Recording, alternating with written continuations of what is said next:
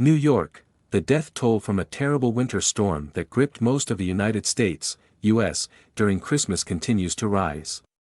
Currently, the death toll has increased to at least 61 people on Thursday, December 29, 2022. Erie County Chief Mark Poloncarz said 2 more deaths had been reported in the western New York area that bore the brunt of the historic storm. The total death toll now stands at 39. Erie County, including the city of Buffalo, was hit by snow and was the worst hit by a snowstorm.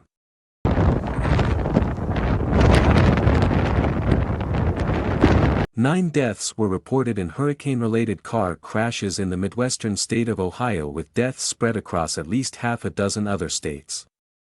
With rising temperatures and melting snow, officials in New York have expressed concern about flooding, but area executives say that won't be bad. Thankfully, it looks like flooding will be minimal, said Poloncarz. Poloncarz said that electricity had been restored to all district residents.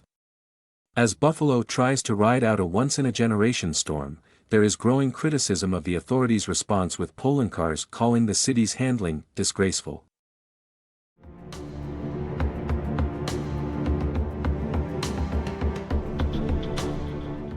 Travel bans, for example, were not issued in Buffalo until 9:30 a.m. on Friday morning, December 30, 2022, when many people were already on their way to work. The storm also brought unseasonably cold temperatures to states such as Texas and Florida and caused chaos at airports, with thousands of flights delayed or canceled.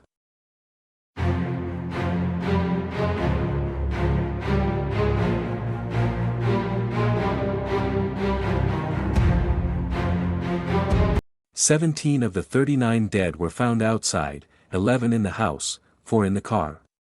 Meanwhile, 4 died while shoveling or blowing snow and 3 due to the inability of emergency responders to reach them in time," said Poloncarz, as quoted by Channel News Asia, Friday, December 30, 2022.